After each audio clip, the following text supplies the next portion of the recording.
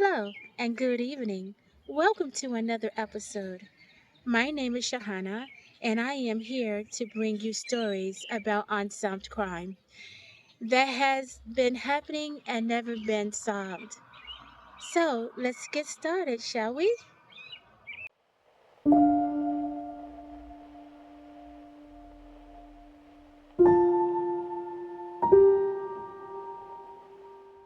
It was the start of a new semester, January 10th, 2013.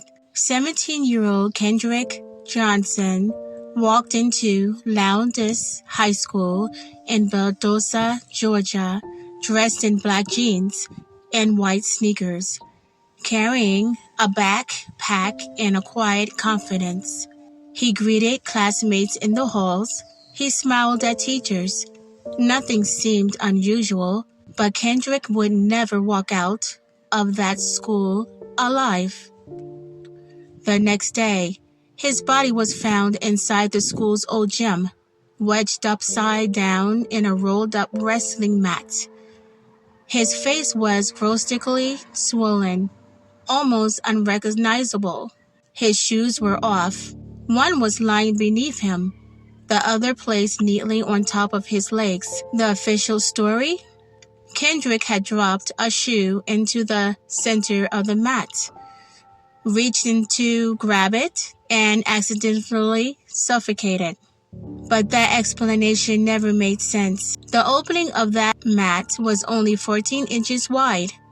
Kendrick's shoulders were broader than that, and while the mat stood vertically at over 6 feet tall, Kendrick was 5'10" tall, enough to simply tip it over and reach inside if he wanted. Even stranger, he wasn't reported missing that evening. His family only learned something was wrong when he didn't come home that night. The school didn't call, no alerts, no concern, just silence. When the Johnson family saw Kendrick's body at the funeral home, the grief turned to horror. His face was bruised and bloated. His lips appeared split. But what shocked them most was what was missing. His internal organs, heart, lungs, brain had been removed. The coroner claimed the organs were destroyed through natural processes, but in their place was newspaper stuffing. The Johnsons demanded answers. They ordered a second autopsy. This time, an independent pathologist found signs of a blunt force trauma to the neck and jaw. Not an accident, not positional asphyxia, but violence. Then came the questions about the gym surveillance footage. The school had multiple cameras pointed at the gym and nearby hallways, but when the tapes were reviewed, entire hours were missing. Footage skipped or froze. Timestamps were off.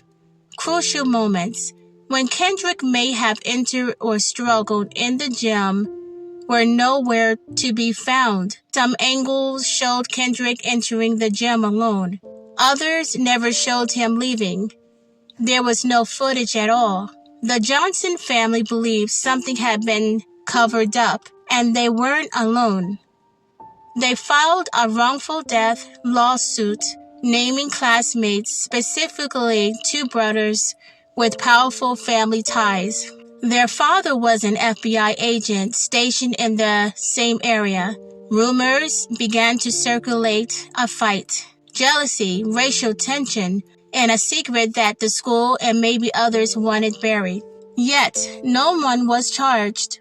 The Justice Department eventually closed the case. No indictments, no convictions, only heartbreak. Despite all of this, Kendrick's family never gave up. They organized protests, held press conferences, demanded meetings with federal officials. In 2018, they had Kendrick's body exhumed for a third time. Again, signs pointed to trauma. Again, the findings contradicted the official version of events. In 2021, under public pressure, The Lowndes County Sheriff's Office reopened the case, reviewing more than 17 boxes of evidence, but by 2022 they closed it again, declaring Kendrick's death a freak accident. Over a decade had passed. No one has been arrested. No new answers, just a family still grieving, still searching, still refusing to let their son be forgotten. Kendrick Johnson was more than a headline. He was a son, a student, an athlete with dreams of playing college football. His death and the mishandling of the investigation have been a symbol of how justice is often delayed, denied, or ignored, especially for Black families in America. Because Kendrick didn't just fall into a mat, he fell into a system that left him there. And the fight to bring him back into the light is still not over. How does a crime happen like this? And how is it that these people who committed this crime to Kendrick Johnson has never been caught after all this time? To lose your son this way is a nightmare. I wouldn't ever want to experience this.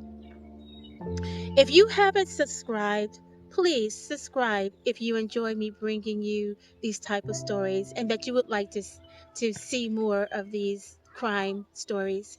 Hit that subscribe button, that subscribe bell, so you can be notified when I have new videos come out. Thank you so much for joining me, and I hope that you will enjoy these videos, and I will see you next week on Sunday again. Take care. Bye for now.